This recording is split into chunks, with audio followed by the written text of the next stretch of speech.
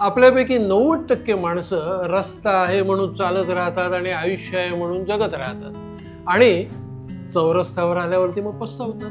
कुठच्या दिशेने जायचं, इकडे जाऊ का तिकडे जाऊ. म्हणजे बघा, तुम्ही पर्यटनाला जायला निघालायत, बरोबर मोठं लगेज घेतलंय आणि कुठे जायचं ते ठरवलेलंच नाही आणि घराच्या बाहेर पडलायत आणि निघालायत.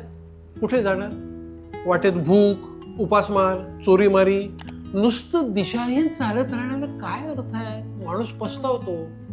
आता ह्याच्या अगदी उलट तुम्ही अगोदर व्यवस्थित ठरवलं, तुमची दिशा निश्चित केलीत की कुठे जायचंय, द्वारकेला की दिब्रुगडला, काश्मीरला की कन्याकुमारीला, तर तुमचा प्रवास एका निश्चित दिशेने होतो.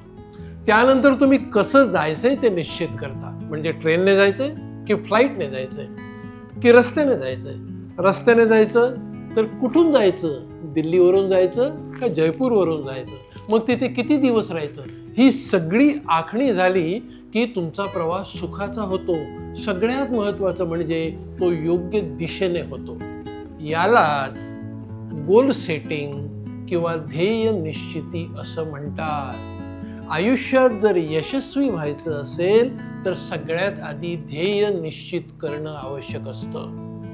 जीवन प्रवास जर सुखकर व्हायचा असेल तर सगळ्यात आधी आपली दिशा निश्चित करणं आवश्यक असतं.